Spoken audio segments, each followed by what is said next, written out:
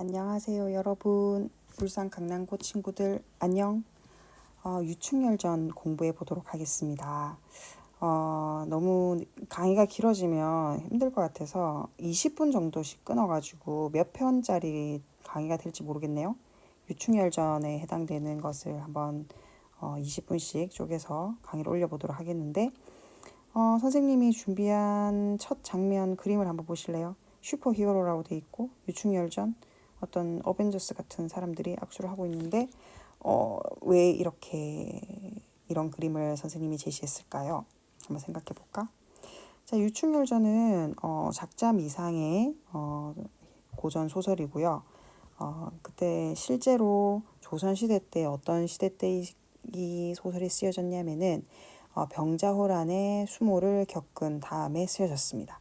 그래서 병자호란 수모로 쓰여 이후 이게 청나라 때 청나라에게 엄청난 굴욕을 당했던 그런 전쟁이잖아요. 그래서 대군과 비빈이 결국 청나라에 잡혀가고 또 인조가 남한 산성에 피랑 가는 등의 엄청난 수모를 겪고 그래서 조선 국민들이나 지배계층이나 백성들이 전부 다 자존심이 어마어마하게 상했어.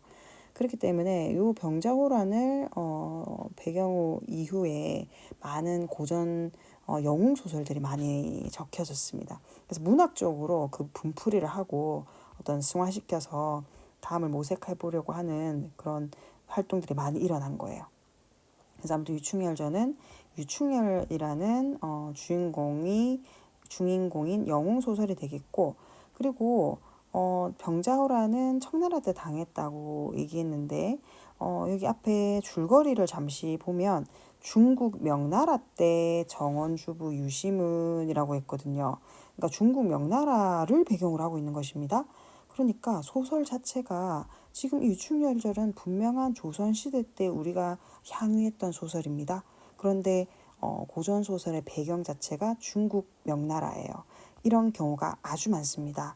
그래서 여러분들이 지금 배우고 있는 사시남정기도 그렇고 중국 명나라가 이렇게 배경인 이유가 뭐냐면 조선이 배경인 경우가 거의 없어요. 거의 없고 특히 영웅소설 같은 경우에는 왜냐면 중국 명나라를 너무 사랑하기도 하고 우러러보기도 하는 그런 사대주의 정신도 있지만 조선을 배경으로 하고 조선에서 일어나는 일을 얘기하면 다큐잖아요. 그런데 지배계층이나 임금니의 심기를 건드리면 안 되잖아. 그렇기 때문에 병자호란 전후에 조선의 현실, 그러니까 어떤 자존심을 극복하는 문제도 있지만은 실제로 조선에 있는 어떤 문제의식이나 이런 것들을 항상 소설로 이렇게 승화시켜서 표현하잖아요. 광문자전에서도 이런 이야기를 했었잖아요. 그래서 병자호란 전후의 조선 현실에 대한 문제인식을 중국 명나라가 배경이면 굉장히 자유롭게 이렇게 마음대로 이렇게 이야기를 펼쳐나가도 거리낌이 없고 왜 중국 사람 이야기는 있고 중국을 배경으로 하고 있으니까 우리 조선 사람들이 그걸 향유하더라도 딱히 거리낌이 없다는 얘기죠. 하지만 실제로 말하고자 하는 메시지는 조선 현실에 대한 이야기지만요. 그래서 지배층에 대한 문제인식을 직접적으로 표현을 할 수 있는 겁니다. 그런 안전장치가 될 수 있다라는 얘기예요. 그래서 이거는 사시남정기에도 똑같이 드러나는 그런 내용이라는 걸 알 수 있고, 그래서 옆에 보면 어쨌든 이것은 영웅적인 인물이 고난을 극복하는 과정에 담긴 고전 소설이라고 되어 있습니다. 그래서 어떤 형식이나 특징 같은 것들을 먼저 살펴보고 본문 내용을 보겠는데, 이거는 아까 얘기했듯이 영웅 소설이고요. 그리고 군담 소설입니다. 군담 소설인 건 뭐냐면 위에 그림을 보세요. 이 유충열이거든요. 뭔가 군복을 입고 말을 타고 있어요. 이게 홍길동이랑은 좀 달라, 버전이. 맞지? 홍길동은 그냥 일반적인 서민이었잖아요. 그런데 막 군대를 막 일으키긴 하지만은 실제로 막 임금한테 벼슬을 한 군인 아니었잖아요. 이 유충열은 진짜 군인이고, 그래서 그 군인이 막 출정해가지고 싸우는 이야기가 담겨져 있기 때문에 그런 소설을 뭐라고 하냐면 군인의 이야기다라고 해서 군담 소설이다라고 얘기를 합니다. 그리고 이런 영웅 소설은 홍길동전이랑 이거는 같은 건데 굉장히 전기적이고 그리고 비현실적인 요소를 많이 담고 있고 말도 안 되는 이야기를 하는 거죠. 뭐 하늘을 날아다닌다든지 홍길동이가 동해 번쩍 서해 번쩍 한다든지 그런 것들이 다 여기에 해당되고요. 그리고 영웅 일대기는 굉장히 전형성을 지니고 있습니다. 그러니까 이게 뭐냐면 일종의 클리셰를 지니고 있다라고 볼 수 있는데 요거는 조금 이따가 이야기를 할게요. 그리고 이 소설은 약간 홍길동전이랑은 좀 달라요. 적강 소설입니다. 적강이라는 게 무슨 뜻이냐면 이 강이라는 것은 하강한다 할 때 강, 그러니까 내려오는 겁니다. 그리고 적이라는 거는 뭔가 유배당했다는 얘기예요. 그러니까 뭐가 유배당했냐면 어떤 공간 자체가 이원적인 공간을 배경으로 하고 있어요. 적강 소설은. 그러니까 뭐냐면 천상계와 지상계로 나누어져. 그러니까 유충렬이라는 사람 자체가 원래 지상 사람이 아니라 천상계에 있던 사람들이었는데 그 천상계에 있던 사람들이 뭔가 죄를 저지르거나 싸우거나 하면은 지상으로 쫓겨와가지고 원래는 신적인 존재였던 사람들이 인간이 되어서 거기에서 또 사건을 일으켜 나가는 그걸 뭐라고 하냐면 적강소설이다라고 이야기를 합니다.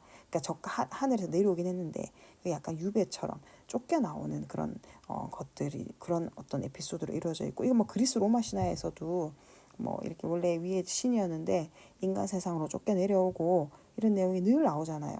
그거랑 되게 비슷해요.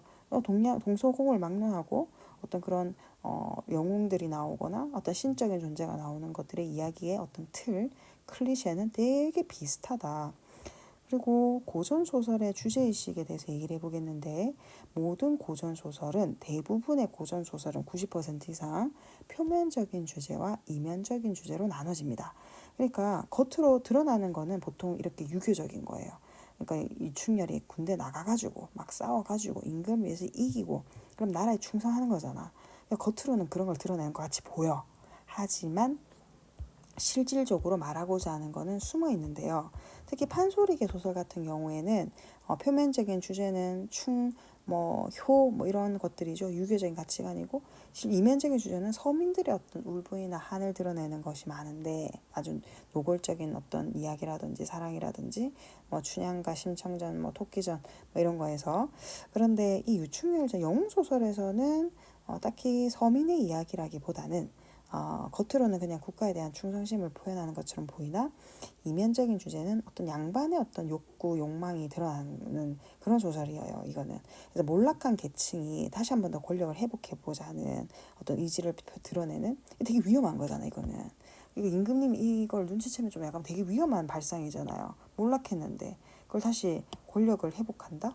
그러니까 이거는 이면적인 주제로 숨어 있고 파악해 그 의미를 캐치해내야지 우리가 알 수 있는 것입니다. 그러니까 표면적인 주제가 국가에 대한 충성이므로 지배계층이 이 소설 뭐야? 좀 이상한데? 라고 뭔가 애매한데? 이렇게 얘기해도 아유 아닙니다. 이거는 그냥 국가에 대한 충성을 드러내는 그런 소설이에요. 라고 해서 유통을 시키려는 거죠. 그런데 실제로 말하고자 하는 거는 은은하게 깔려있는 이 이면적인 주제가 실질적인 주제가 되고 판소리계 소설에서도 겉으로 드러나는 표면적인 주제보다 이면적인 주제가 진짜 작품에서 말하고자 하는 것이고 그것은 작품의 유통과 옛날에는 막 마음에 안 들면 책을 막 다 불태워버리고 이런 시대였잖아요. 그런 험악한 시대였잖아. 그러니까 그런 것들은 숨겨서 감출 수 있는 어떤 안전장치로서 기능하고 있는 것이 대부분이다. 그런 시절이었다라는 얘기입니다. 자, 그러면 아까 영웅 일대기의 전형성에 대해서 얘기를 했었는데 요것과 관련해가지고 좀 뒤로 넘어가가지고 좀 얘기를 할게요. 뒤에 학습활동을 보면 학습활동의 1번에 2번을 보겠습니다. 자, 주인공이 겪은 사건의 이름을 정리해보자 라고 되어 있는데 요거는 작품의 내용과 관련해가지고 학습활동 내용을 쌤이 답을 써놨고 요거는 여러분들 캡처해가지고 교과서에서 풀도록 하고요. 요거보다 지금 요 옆에 표를 보면서 설명하겠습니다. 그래서 보통 영웅들은 어떤 과정을 거치냐면 처음은 탄생 자체가 되게 고귀한 혈통으로 태어나는 경우가 많아요. 그리고 뭔가 좀 비정상적인 출생이 많아. 막 알에서 막 태어난다거나 아니면 막 강에서 막 이렇게 강보에 쌓여가지고 막 이렇게 둥둥 떠내려 왔다거나 아니면 뭐 새가 물어다 왔다거나 아니면 뭐 이렇게 뭐 여러 가지 그런 것들 있잖아. 그래서 그런 비범한 능력을 타고나야 돼. 그리고 아기장수 우투기처럼 뭐 홍길동이도 처음부터 뭔가 되게 뛰어난 능력을 타고났고 유충렬도 마찬가지고 이거는 어벤져스도 똑같습니다. 어벤져스랑 뭐 해리포터도 똑같아요. 해리포터도 뭔가 출생 자체가 되게 비극적이면서도 뭔가 타고난 어떤 마법의 능력을 가지고 있었잖아요. 그리고 뭐 어벤져스의 토르나 아이언맨이나 헐크, 스칼렛 이런 사람들도 뭔가 다 뭐 특이한 능력을 가지고 있고 홍길동이도 서자 출신이지만 아버지는 되게 고위 간치층이고 아버지를 아버지를 부르지 못하는 비정상적인 정체성을 가지고 있고 하여튼 그런 틀 일반적인 영웅 소설의 틀은 똑같다. 그런데 비범한 능력을 타고났으나 바로 좌절해야 되지. 그래서 뭔가 시련과 순환을 겪어야 돼요. 이거는 내 마음속에 정체성 관련된 내적 아버지를 아버지라 부르지 못한다 하면서 막 고통스러워했던 홍길동과 마찬가지로 내적인 어떤 고통도 있을 수 있고 심리적으로 아니면 겉으로 드러나는 어떤 아직까지 성장하지 못했던 자기 능력을 100% 발현하지 못했던 그런 고통. 해리포터도 굉장히 많은 시련을 말포이한테 겪잖아. 그런 것들이 다 이런 시련과 순환이고 그렇지만 구출과 양육과 조력자들이 항상 등장합니다. 해리포터에서도 해그리드가 항상 도와주고 그리고 맥도날드 교수가 항상 도와주잖아요. 그리고 여러 도와주는 친구들이 있잖아. 해리포터 주변에. 그런 것처럼 뭔가 구출되고 힘들 때마다 조력자들이 엄청 조력자들이 등장해서 양육을 합니다. 그러니까 이거는 일반적인 고전 소설의 영웅 소설에서는 보통 할아버지들이 등장해. 그러니까 뭔가 노인이 등장해요. 그래서 노인들이 등장해가지고 뭔가 도수를 전수해주거나 아니면은 뭔가 날아다니는 말을 막 준다거나 아니면 엄청 뛰어난 칼을 준다거나 뭐 이런 식으로 뭔가 레벨을 업 시키는 뭔가 한 단계 진화시키면서 그 다음 단계로 나아갈 수 있게끔 하는 그런 것들을 전수해줘요. 그러면은 이제 엄청나게 막 갑자기 일취월장해가지고 완전 점프를 해가지고 막 이렇게 성장을 하지. 그런데 또 위기를 겪어. 엄청 강렬한 위기를 겪어요. 그 어벤져스에서 막 그 타노스 등장해가지고 막 하고 막 해리포터에서도 엄청 강렬한 막 그런 사람들이 막 등장하잖아요. 이름이 다 기억 안 나지만 그런 것처럼 굉장한 위기를 겪어요. 거의 막 죽을 뻔한 위기를 겪어. 하지만 무조건 그 고난은 극복하고 행복한 결말, 투쟁과 승리를 합니다. 그러니까 고전 소설에서의 영웅 소설은 이런 클리셰.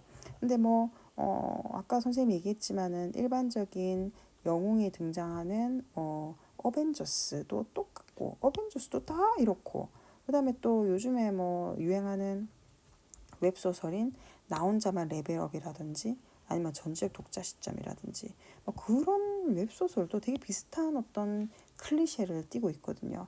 그러면은 영웅 소설은 이렇게 항상 영웅 일대기의 전형성을 지니고 있고 그리고 그냥 일반적인 어벤져스도 똑같은 틀을 갖고 있는데 사람들은 왜 이런 영웅 소설을 좋아하고 어벤져스를 계속 좋아하면서 똑같은 시즌이 계속 반복되는데 그건 뭐 얘기가 뭐 달라요?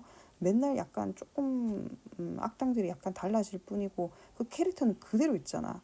그런데 왜 사람들은 영화관에 가서 어벤져스를 보고 똑같은 틀의 영웅 소설을 유충열전이나 홍길동전, 전우치전, 박시전 이런 수많은 영웅 소설들을 그때 당시 사람들이 좋아했을까요? 그러니까 만약에 똑같은 이 전형성이 만약에 좀 지루하거나 이 클리셰가 지루하면 이걸 약간 바꿔버리면 더 인기가 있진 않았을까요?